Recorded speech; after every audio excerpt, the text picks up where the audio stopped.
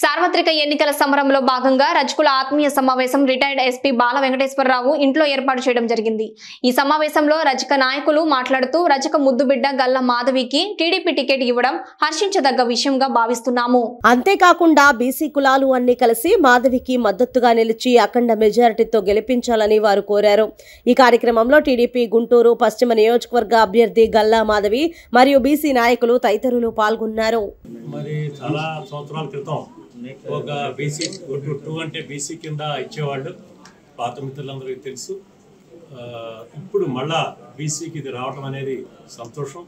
ముఖ్యంగా ఒక 16,000 ఓట్లు ఉన్నటువంటి రజకులు గుంటూరు 2 సీట్ ఇవ్వడం అనేది ఆ పార్టీలు అన్ని పార్టీల వారికి ధన్యవాదాలు చెప్పుకుంటున్నాం। తప్పనిసరిగా అందరూ కూడా ఇది దృష్టిలో పెట్టుకుని సహకరించవలసిందిగా కోరుతున్నాం।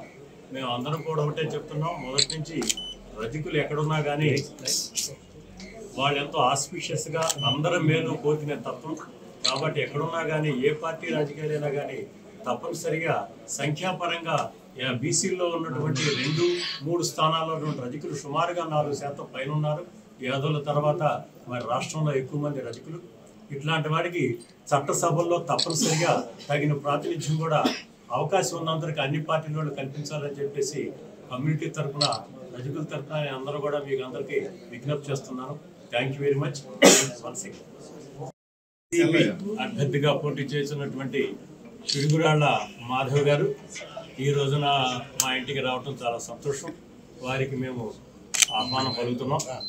అట్లాగే ఇంకో ప్రత్యేకత ఏంటంటే ఆమె రజకులు ఆడపడుచు కాబట్టి ఈ సందర్భంగా ఆమె వచ్చినందుకు ఆమెకి ధన్యవాదాలు చెప్పుకుంటూ తప్పనిసరిగా రజకులు మా చేతనంతరికి మేము అన్ని రకాలుగా సహాయ సహకారాలు అందిస్తామని తప్పనిసరిగా విజయం సాధించాలని కోరుకుంటున్నాం। Thank you.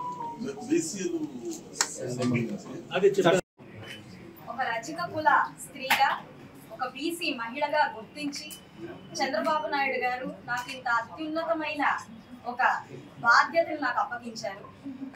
పదవి ఈ టికెట్ ని ఒక పదవిగా ఒక గొప్ప గర్వించదగ్గ ఒక విషయంగా కాకుండా ఇది నా బాధ్యతగా ఈ గుర్తింపు నా ఒక్కదాని గుర్తింపుగా కాకుండా ఇక్కడున్న ప్రతి ఒక్క బీసీ సోదరిమణుల గుర్తింపుగా అందున మా రజక కుల సోదరిమణుల గుర్తింపుగా భావిస్తూ వారి ఆత్మగౌరవాన్ని నిలబెట్టేందుకు నా వంతు